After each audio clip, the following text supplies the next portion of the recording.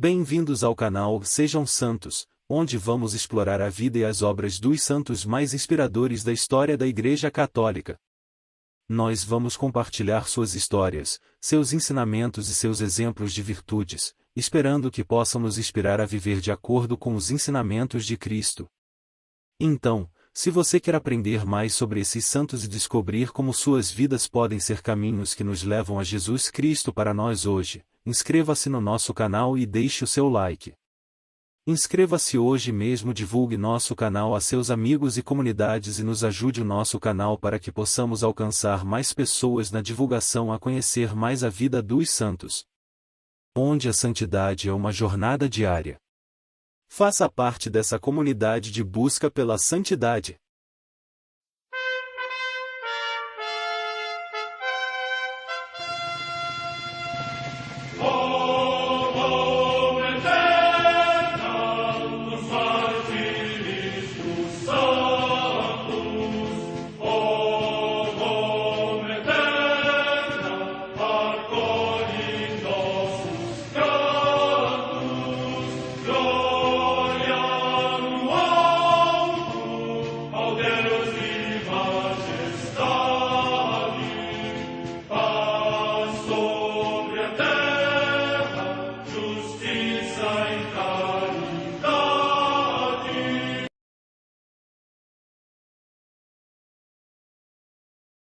Ler a vida dos santos desperta em nós o desejo de seguir a Cristo. Através de suas vidas podemos aprender as virtudes, a sabedoria e o amor de Deus.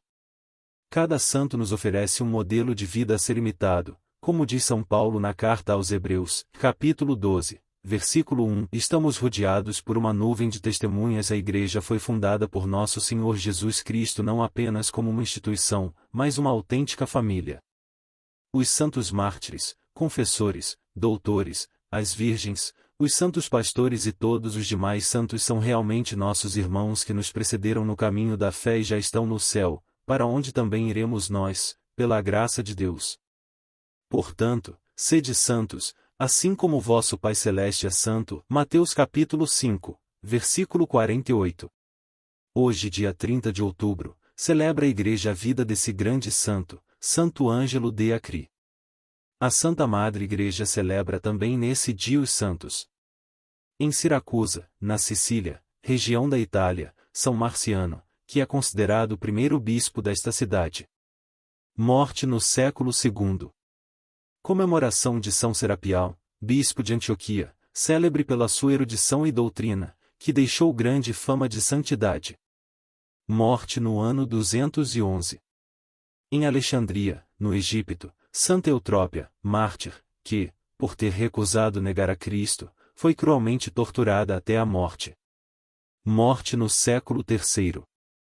Em Tânger, na antiga Mauritânia, atualmente em Marrocos, a paixão de São Marcelo, centurião, que, no dia do aniversário do imperador, enquanto todos ofereciam os sacrifícios, tirou o cinturão militar, as armas e a própria patente e atirou-os para diante dos ídolos, afirmando que era cristão e não podia continuar a obedecer coerentemente ao juramento militar, mas só a Jesus Cristo. Por isso sofreu o martírio, sendo imediatamente decapitado.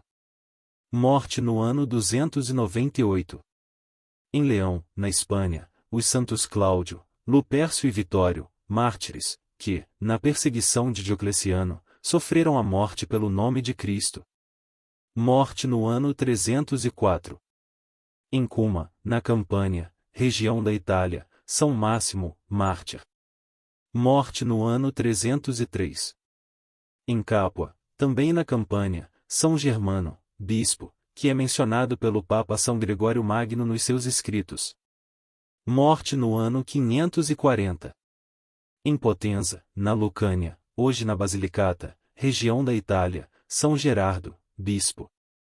Morte no ano 1122. Em Cividale del Friuli, na Venécia, hoje na Friuli Venezia Giulia, região da Itália, a beata Benvinda Boiani, virgem, das Irmãs da Penitência de São Domingos, que passou toda a sua vida entregue à oração e à austeridade. Morte no ano 1292.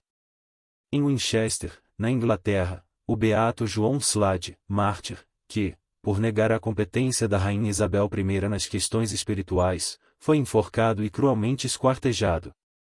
Morte no ano 1583. Em Limerick, na Irlanda, a paixão do beato Terêncio Alberto O'Brien, bispo e mártir, da Ordem dos Pregadores, que, nomeado para a sede da Igreja de Emily, trabalhou intensamente na assistência aos afetados pela peste, mas, sob o regime de Oliver Cromwell, foi preso pelos soldados e levado ao patíbulo em ódio ao sacerdócio e à fé católica. Morte no ano 1651. Em Angers, na França, o beato João Miguel Langevin, presbítero e mártir, degolado por ser sacerdote, o primeiro dos cerca de 100 homens e mulheres que, durante a época do terror na Revolução Francesa, permaneceram unânimes e constantes na confissão da fé em Cristo até a morte. Morte no ano 1793. Em Dolinka, perto de Karaganda, no Cazaquistão, o beato Aleixo Zarik, presbítero e mártir, que, sob um regime hostil a Deus, foi deportado para um campo de concentração e no combate da fé alcançou a vida eterna. Morte no ano 1963. Santo Ângelo de Acre. O caminho vocacional do jovem Luca Antônio foi marcado por muitas incertezas. Por 2 vezes, pediu para entrar para os frades capuchinhos, e em ambos os casos, saiu confuso, deixando o convento. Ainda com tantas incertezas, regressou pela 3ª vez e pediu para vestir o hábito de São Francisco e recomeçar o noviciado.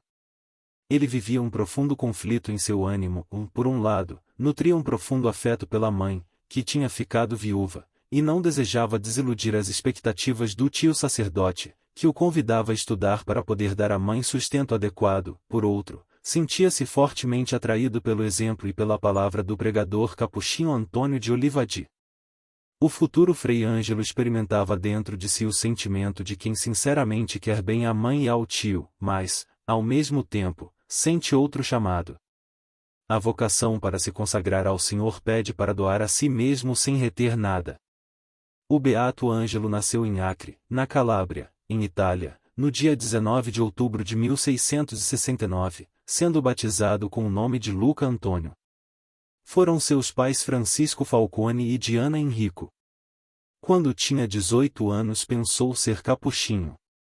Entrou no noviciado em Acre, na província de Cosenza. Invadido por dúvidas e incertezas com medo de não conseguir observar o ideal da ordem, deixou 2 vezes o noviciado. Entrou uma 3ª vez e conseguiu vencer as suas dúvidas e fez a profissão religiosa em 1691. Concluídos os estudos, foi ordenado sacerdote. Como sacerdote entregou-se à pregação, simples e fervorosa, despida de retórica, mas acompanhada de milagres, exercendo um grande e benéfico impacto, sobretudo, no meio das pessoas do campo, no sul da Itália. Como recordação das suas missões, era seu costume levantar um calvário constituído por 3 cruzes.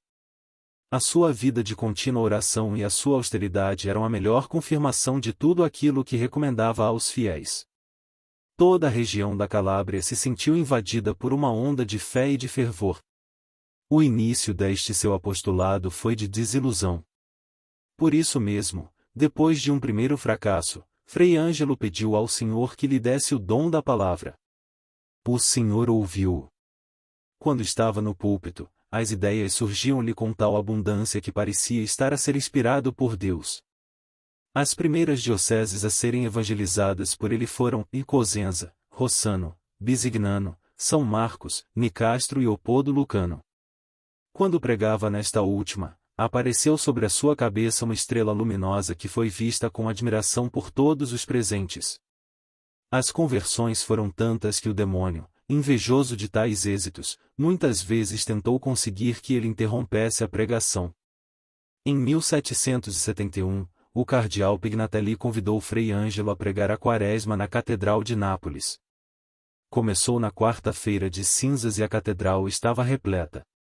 Este irmão pregou com simplicidade. Os ouvintes, primeiramente, sorriam, depois, perante a santidade da sua vida e a profundidade das suas palavras, os milagres que se sucederam durante toda a Quaresma e as numerosas conversões, a Assembleia compreendeu que a pregação estava a ser orientada por um santo.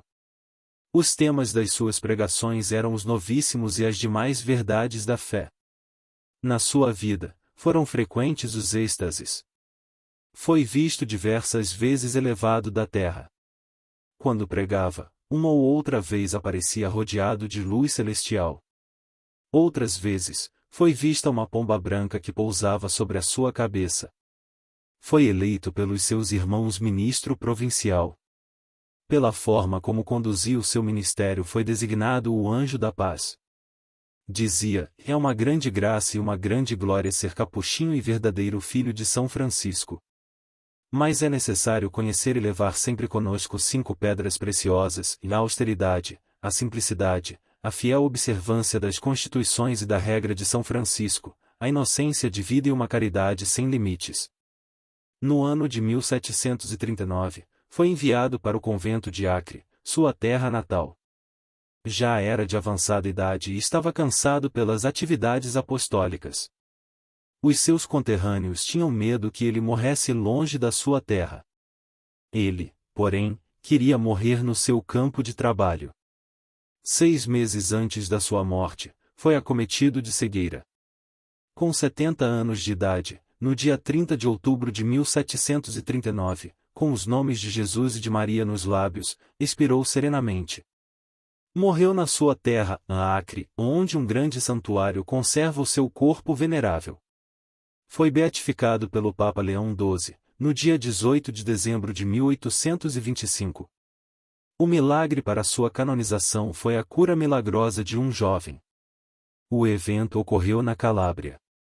O jovem com idade de cerca de 18 anos, enquanto viajava em sua própria moto sem usar o capacete, perdeu o controle do veículo e bateu violentamente contra um poste de madeira da rede telefônica, caindo no chão com um impacto terrível do crânio no asfalto. Ele foi levado à sala de emergência do hospital de Cosenza em estado muito grave.